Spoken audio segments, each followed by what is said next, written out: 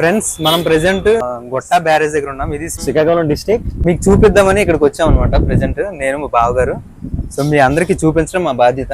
Okay, దీని కింద ప్రవహించే నది వచ్చేసి వంశధార నది. దాని హిందీలో వంశధార అంటారు. వంశధార, రైట్. ఒడిస్సాలో పుట్టినటువంటి వంశధార నది అది ఆంధ్రాకి వచ్చినప్పటికి వంశధారగా మారి అలాగే ప్రవహించుకుంటూ సుమారుగా ఈ 250 కిలోమీటర్ల పైగా ప్రవహించుకుంటుంది. ఓకే, చాలా పెద్దది. 250 కిలోమీటర్ల పైగా ప్రవహిస్తూ కళింగపట్నం దగ్గర బే ఆఫ్ బెంగాల్ లో కలుస్తుంది అనమాట. ఆ నది మీద కన్స్ట్రక్ట్ చేయబడింది ఈ గొట్ట బ్యారేజ్. ఓకే, ఈ గొట్ట బ్యారేజ్ మనకి శ్రీకాకుళం డిస్ట్రిక్ట్ లో హిరమండలం దగ్గర ఉందన్నమాట. చాలా బాగుంది చూడడానికి. చల్లని గాలి, చుట్టూ చల్లని వాతావరణం, బ్యూటిఫుల్ లొకేషన్, చాలా బాగుంది. మీకు చూపిద్దామని ఇక్కడికైతే వచ్చాము. ఒకసారి మనం చూస్తే ఇక్కడ గ్రీన్స్ గా కనబడుతుంది కదా, ఇది గుర్రపు డెక్క. వీటిని గుర్రపు డెక్క అంటారంట.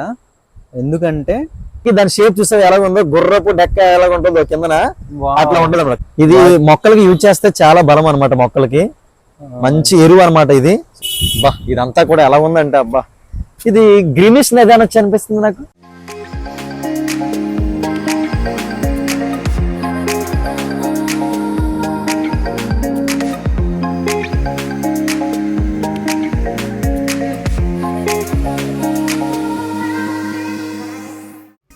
ఫ్రెండ్స్, ఈ వంశధార నది ఒడిశా స్టేట్లో నియమగిరి పర్వతాలలో పుట్టింది. అప్రాక్సిమేట్లీ 232 కిలోమీటర్స్ పొడవునా ప్రవహిస్తూ ఉంది. ఇందులో 150 కిలోమీటర్స్ ఒడిశా స్టేట్లోనే ఉంది అండ్ రిమైనింగ్ 82 కిలోమీటర్స్ ఆంధ్రప్రదేశ్లో ఉంది. ఆంధ్రప్రదేశ్లో శ్రీకాకుళం జిల్లాలో ప్రధానమైనటువంటి నీటి వనరులలో ఈ వంశధార నది అనేది చాలా ప్రాముఖ్యమైనటువంటిది. ఈ నది పైన కన్స్ట్రక్ట్ చేసిన ఒకే ఒక బ్యారేజ్ ఈ గొట్ట బ్యారేజ్.